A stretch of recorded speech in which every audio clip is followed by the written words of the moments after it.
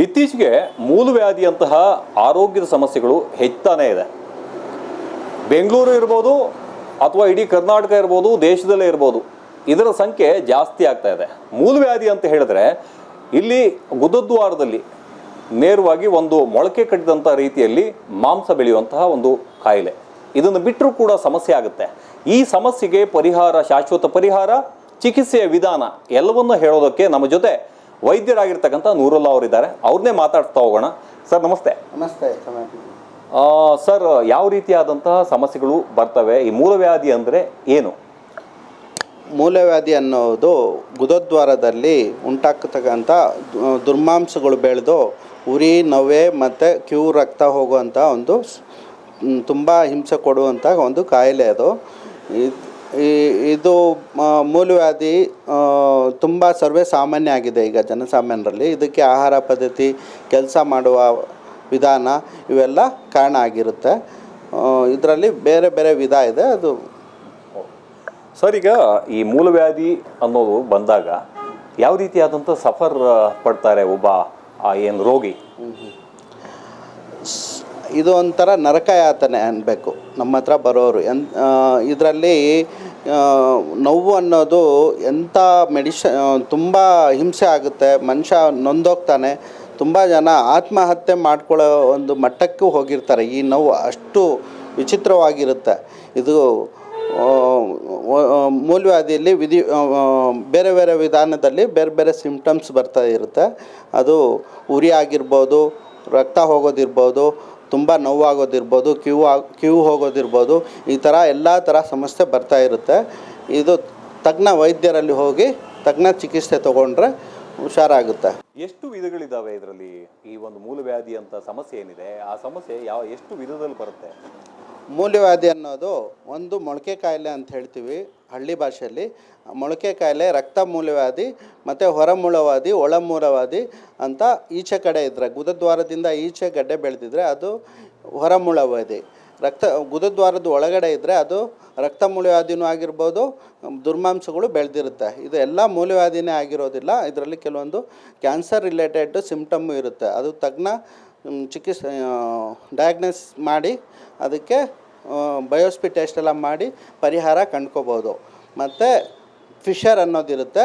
ಆ ಮೂಲವ್ಯಾಧಿ ಗಡ್ಡೆಗಳು ಅಡ್ಡ ಬಂದಿರೋದ್ರಿಂದ ಮೋಷನ್ ಗಟ್ಟಿ ಆಗುತ್ತೆ. ಗಟ್ಟಿ ಆದಾಗ ಅಲ್ಲಿ ಚರ್ಮ ಸೀಳಿಕೆ ಆಗಿಬಿಟ್ಟು ಗುದದ್ವಾರದಲ್ಲಿ ಅದು ತುಂಬ ಉರಿ ಆಗುತ್ತೆ, ರಕ್ತನೂ ಹೋಗುತ್ತೆ. ಫಿಶರ್ ಅನ್ನೋದು. ನೆಕ್ಸ್ಟ್ ಕಾಯಿಲೆ ಪಿಸ್ತೂಲ ಅನ್ನೋದಿರುತ್ತೆ. ಅದು ಭಗಂಕುರ ಅಂತಾರೆ ಕನ್ನಡದಲ್ಲಿ. ಆ ಪಿಸ್ತೂಲ ಬಂದು ಒಂದು ಮಡುವೆ ಥರ ಒಂದು ಗುಳ್ಳೆ ಆಗಿಬಿಟ್ಟು ಆ ಗುಳ್ಳೆ ಒಡೆದು ಕ್ಯೂ ಬರೋದು ಇರ್ತದೆ. ಅದು ನೋವು ಅಷ್ಟೊಂದು ಇರೋದಿಲ್ಲ, ಬಟ್ ತುಂಬ ಸ್ಲೋ ಪಾಯ್ಸನ್ ಥರ ಇದಾಗುತ್ತೆ. ಇದಕ್ಕೆಲ್ಲ ಬೇರೆ ಬೇರೆ ರೀತಿಯ ತಜ್ಞ ಚಿಕಿತ್ಸರು ಇದ್ದಾರೆ. ಅವ್ರ ಹತ್ರ ಹೋದರೆ ಪರಿಹಾರ ಕಂಡ್ಕೋಬೋದು. ಇನ್ನು ಚಿಕಿತ್ಸೆಯ ವಿಚಾರಕ್ಕೆ ಬಂದರೆ, ಈಗ ಮೂಲವ್ಯಾಧಿ ಅಂತ ಹೇಳಿದ್ರೆ ಸಾಕಷ್ಟು ನೋವನ್ನು ಅನುಭವಿಸ್ತಾ ಇರ್ತಾರೆ ರೋಗಿ.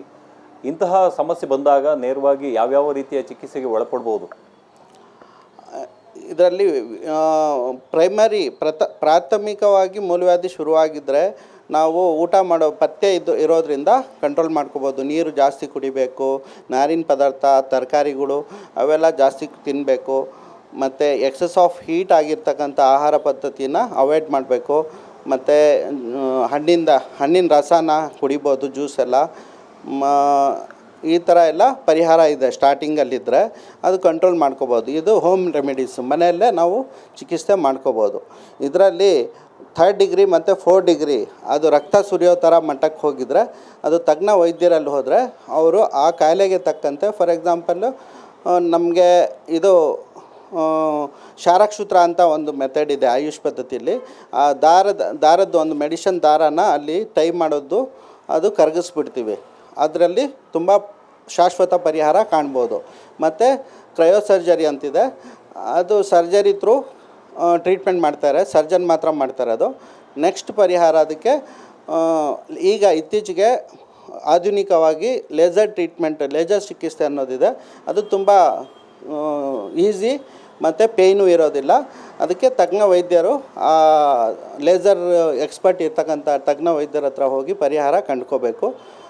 ಮತ್ತು ಲೇಸರು ತುಂಬ ಒಂದು ಸ್ವಲ್ಪ ಕಾಸ್ಟ್ಲಿ ಇರುತ್ತೆ ಟ್ರೀಟ್ಮೆಂಟು. ಚಿಕಿತ್ಸಾ ವೆಚ್ಚ ಜಾಸ್ತಿ ಇರುತ್ತೆ. ಕ್ಷಾರಕ್ಷೂತ್ರ ಅದೆಲ್ಲ ಎಲ್ಲ ಕಡೆ ಒಂದು 10,000 to 15,000 ರೂಪಾಯಿ ಒಳಗಡೆ ಟ್ರೀಟ್ಮೆಂಟ್ ಮಾಡೋವಂಥದ್ದು ಇರುತ್ತೆ.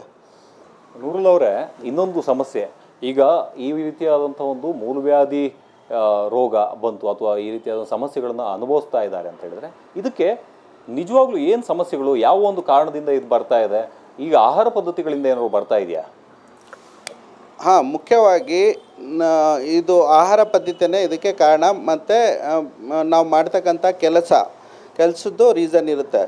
ಎಕ್ಸಾಂಪಲ್, ಕೆಲಸದಿಂದ ಹೆರಿಡೇಟ್ರಿ ಆ ಥರ ಏನು ಇರೋದಿಲ್ಲ.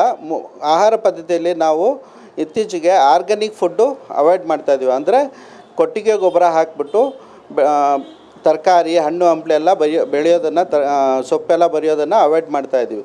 ಅದಕ್ಕೆ ನಾವು ರಾಸಾಯನಿಕ ಗೊಬ್ಬರಗಳೇ ಫರ್ಟಿಲೈಸರ್ಸ್ ಅನ್ನೋದು ಒಂದು ಔಷಧಿ ಹೊಡೆದು ಸಿಂಪಡಣೆ ಮಾಡಿ ಅದು ತಿಂತಾ ಇರೋದ್ರಿಂದ ಅದರಲ್ಲಿ ತುಂಬ ಕೆಮಿಕಲ್ ವೇರಿಯೇಷನ್ ಆಗಿ ನಮ್ಮ